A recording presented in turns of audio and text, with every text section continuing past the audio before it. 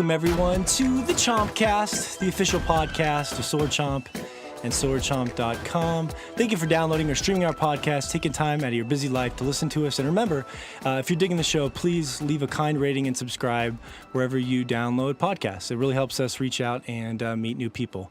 We have a special show today, including a very special guest for the first time ever on the Chompcast. But before I introduce her, let's get to the hosts that you already know and love real quickly here. From Michigan, we have the one and only Joshua Fowler. How you doing, Josh? Pretty good. Ladies first, I see. Well, I'm building up to it. Okay. I got a plan. I got a plan. I feel flattered. You're welcome. You should be, Josh. You're a beautiful man. Mm-hmm. Glad to have you here, Josh. From Japan, sweating his ass off, we have Sir Shay Layton. How you doing, Shay? I'm pretty damn good. How are you? I'm also good. Thank you for asking.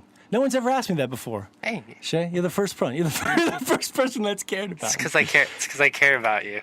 I love Thank you. You're welcome. And of course, broadcasting from Texas, a man who has a fetish for texting your grandpa, Anthony Fisher. How are you doing this week, Fish? What? I'm doing good. How has this information been ascertained? Well, I mean, come on. I thought that was, known knowledge at this point, but I'm going to have to talk to my grandpa now. Verify this. Ask him, what do you know about fish? He can't help himself, man. You just give him a phone and, I mean, it's a long story. I'll tell you guys later. Me and my girlfriend are joking about that today. So I realized every show now I'm just going to give Fish shit, and that will bring happiness to my soul. But thanks for being here, Fish. Oh, thanks for having me.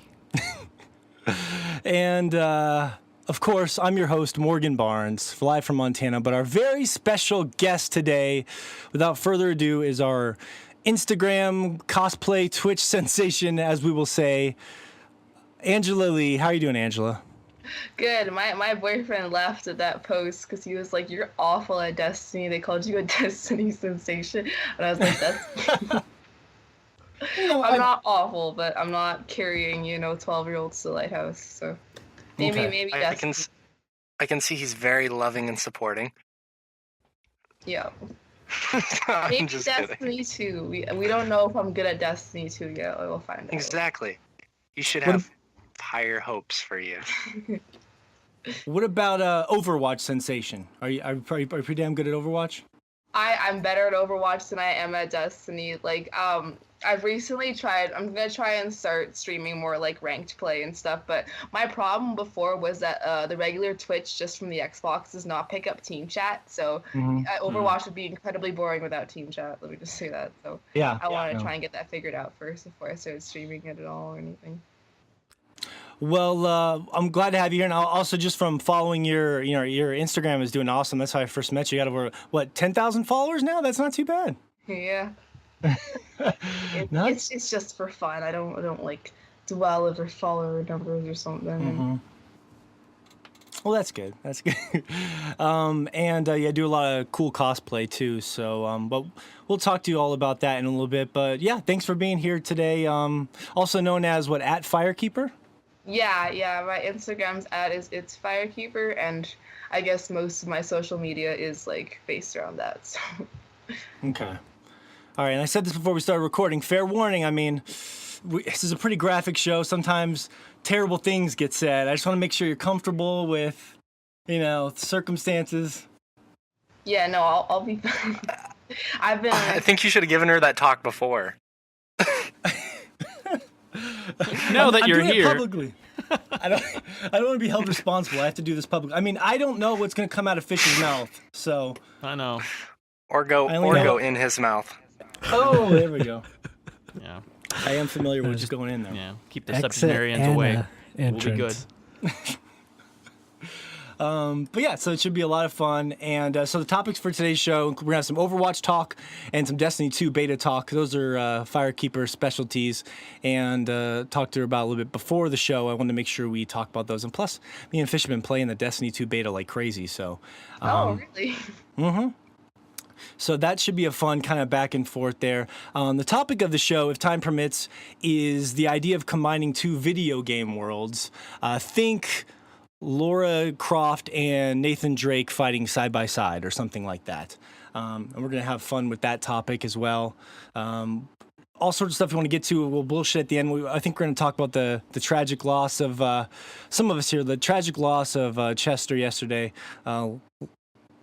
Yeah, it's everywhere. I mean, everyone. It's really sad, and you know, if you're old men like us, we grew up with Linkin Park in our teenage years, so it's a really sad thing. But we'll get to that later. But I thought we'd flip it around a little bit this week, Angela, because you are here, and let's see. Let's jump into the Destiny 2 beta first. Because just judging from our Instagram, that's what people want to hear us talk about the most right now. Yeah, there's a decent amount to talk about, I guess. Yeah, for a little sample or a beta, I guess. So did you play the story mission, all the multiplayer, everything in the beta? Yeah, I think one of the main issues people had with the beta is that it was very small. So there was only one story mission. Well, I guess there's technically two. There's the strike that it includes, and then the story mission, which you have to do in order to make your character and access everything. And then there's just two Crucible game modes, which both feel like somewhat similar, but one of them is closer to, I guess, in Destiny 1 elimination. So that one is probably closer to everyone is thinking that Trials is going to be like. So. Yeah. And you're primarily multiplayer. Like, how much does single player Destiny matter to you? I don't think it really matters to anyone, to be honest. I think a lot of bigger people's... I mean, people have fun off, raids. That's probably the only thing people still have fun off of is raids. But I guess most of the people that have made a name for themselves on Destiny are just, they're just good at multiplayer. They're just good at Trials. That's probably one of the, Destiny has changed a lot of lives, but most of them have been in the PvP type situations. So I don't know. I mean, the strikes could be fun at first when the game comes out, but I think people only want the raids now, to be honest. Yeah, because you're really deep into that end game. It's interesting to talk to you because you're like a different kind of Destiny gamer than me and Fish. What about you, Fish? How has Destiny changed your life? I don't think it's changed our life. It has changed my life in the fact that, I became addicted to that game and just could not stop playing it, losing a lot of sleep on work days to that game. That's how it's changed my life. But as far as actually playing the game, I'm more of a casual type of player. I enjoyed the raids that I have done, but I don't do them constantly like some people do, where they farm out all the gear out of it and get all the pieces that they want out of the raids before they move on to the next thing. But yeah, I mean that's essentially Destiny. Is you farm out the PvE content and stuff like the Iron Banner. When that comes around, that gets very competitive, and I usually jump into that for the rewards and stuff, and the higher competitive play in that. But yeah, it hasn't necessarily changed my life as far as No, that's just that high level PvP stuff. I'm gonna blow your mind, Angela, because I really don't care about the multiplayer in Destiny. I just don't. I can't. You guys are coming from entirely different perspectives. Because I guess a lot of my friends are just way more into the PvP aspects of it. I mean, the problem is that for me to enjoy it, I have to be able to play with probably one of these guys on the show, and it's so hard for us to get our schedules together for more than just a podcast that it's fucking hard. Probably just because we're old and we have kids and these lame adult lives that we lead, that it's just impossible to make time for all the multiplayer. But Yep. I will say this: the beta itself, from a story perspective, I guess you don't really care about that, but I will say me and Fish went through that opening mission, and Fish was just creaming himself the whole time. He was just every little thing. He was like, "Oh my God, this game is so gorgeous," and "Oh, Amanda," and just like, "Oh, oh, look at that crazy brute's double mohawk." He was just freaking out over everything. So Fish is like the most excited I've ever seen anyone for this game. And so what are you thinking? Like, Fish, you played the opening mission. It looks promising. I don't know if they can. I hope it's so the way it starts out, it's very story driven, and the story kind of plays out as you go through the level. And this is pretty much indicative to all those campaigns and all the other, first-person shooters. I don't think they could really deviate too far and create something fantastically new. So it's a little generic to a first-person shooter's campaign. In the fact that you're just running from one area to the next, seeing a set piece play out. Whoa! Stop! This is not what you were screaming the whole time we were playing it. I feel like you're reading me like a blueprint of like what it is. This is not your opinion on it. What's your opinion on it? Well, I was gonna get to that. It's Destiny though, so and they're essentially giving you story this time around, and it does look promising. So. I don't know. I'm very excited to see how the rest of the game plays out. I mean, that's such a short chunk that you got to play as far as the campaign went, and then you essentially play the strike. But I'm curious to see how the strikes connect with the story, because that's usually, at least in the first one, that's how it played out. Is you went from one area to the next, and it would slowly build up to a strike, and then you do the strike, and then it unlocks the next area. So I'm curious to see how the campaign plays out in the game, but playing that short little bit, it looks very promising to me, because they definitely they definitely adhere to what the fans have been complaining about, and that's Destiny not having a story. And this time around, they actually have an enemy. The Guardians can kind of gather up and take on. Okay.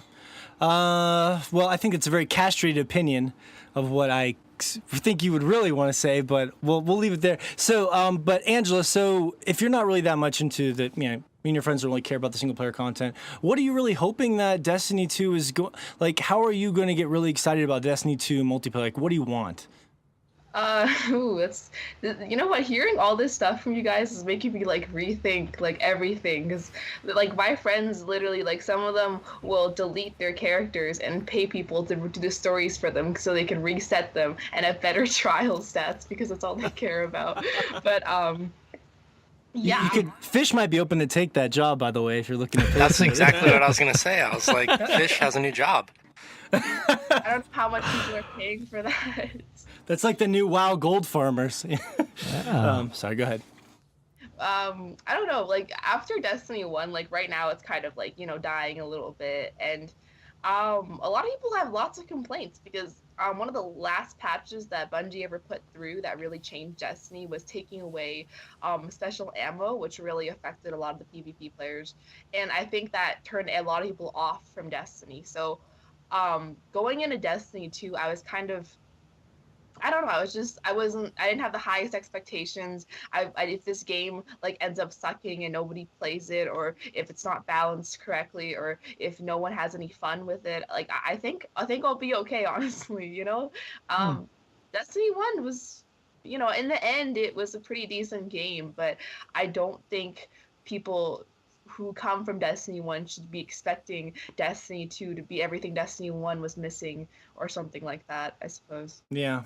It didn't feel like it from the part. That's the weirdest thing I think playing it that I was trying to tell Josh and Shay about as well, is that as someone who actually enjoys the single player content, not for the story, but just I like the grind for loot and the Diablo style grind for loot, because the shooting and the gameplay it feels so good. But it was just like as soon as it started off, it was like, oh, I'm shooting the Cabal again right away, and there was some Vex in the strike, and there's